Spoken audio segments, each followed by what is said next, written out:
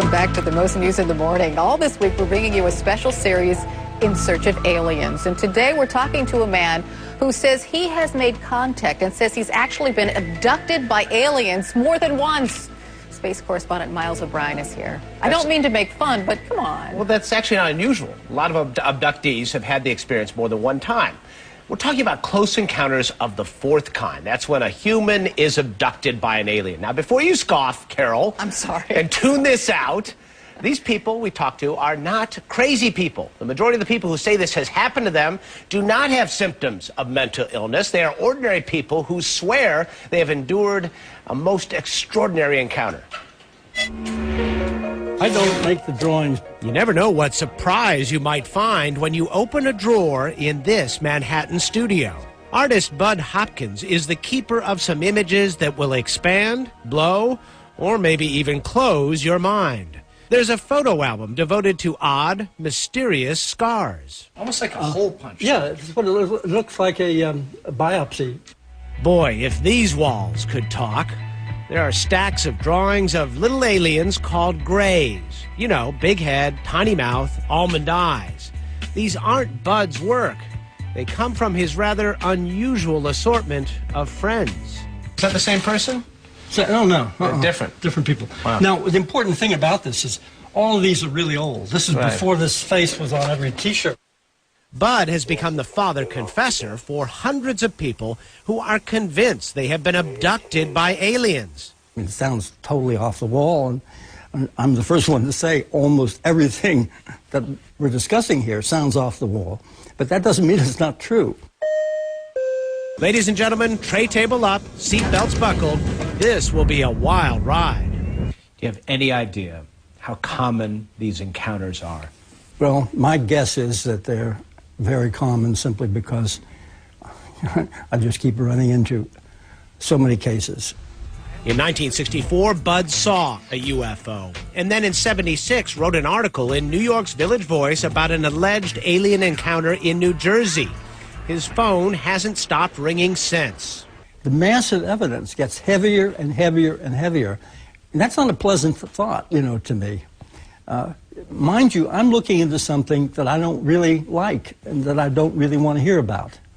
But I'm working with people who have suffered. It's a little bit confusing to me. People like Mark, who believes he's been abducted several times in his life. He came to Bud to fill in the blanks, the missing time, which happens to be the title of Bud's first book. He uses hypnosis. Here's a tape of his first session with Mark. There's something small and white, but it's glowing. It's glowing so brightly that I can't even make out the figure. And I'm really scared. And then it starts to climb up on the bed of reach for me. So, what do you think it was? Well, I've spent many years trying to guess, trying to logically, rationally explain it, and I can't think of anything other than an encounter with beings of some sort that aren't human. Do you have any idea what they wanted? No. Did you get a sense that they were threatening you? It's very clinical. They don't have really empathy or sympathy. It's often like us going into the wild and tranking a lion or a wild beast, tagging it, looking it over, and then letting it go. We don't really have a true connection to this animal. Mm-hmm. We don't really care about it. We're just examining it, and that's what I get from this. There's no malice involved.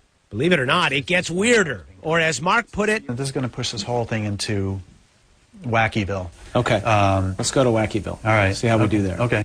In Wackyville, the Greys take Mark to an exam room in their spacecraft and hand him a fetus.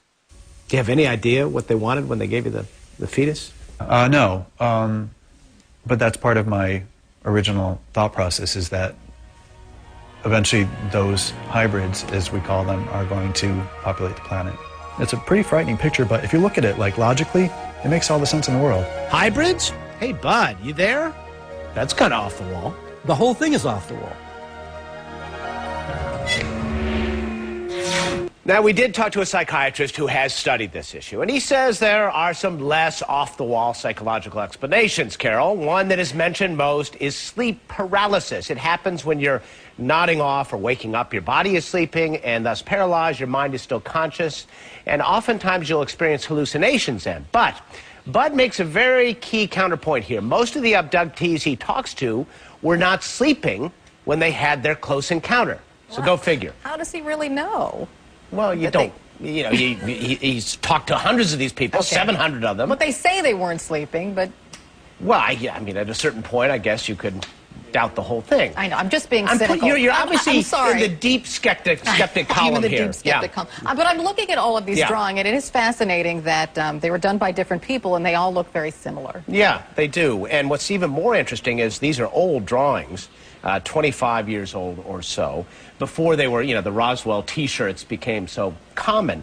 And there is this similarity here. Now, this is, when you talk to witnesses and you hear these stories about aliens, this figure, this kind of big-headed, almond-eyed, tiny-mouthed space creature, whatever you want to call it, really goes back all the way to the Roswell incident. So, you know, has that been planted in their head psychologically? Or are they seeing these in a genuine way? And I wonder why people came up with this image anyway. I mean, if it is a psychological problem, like, why this figure? Well, you know, a lot of people say, well, why does it look so humanoid? You know, are we, you know, reflecting our own image? But there actually is an evolutionary explanation. You know, if life did evolve somewhere else on another planet, it stands to reason, if the planet is a lot like ours, that evolution would create at least similar creatures. You know, stereoscopic vision, ears there, head up there, all that kind of thing might happen in an evolutionary thing. So there is a scientific reason that they might sort of look like humans.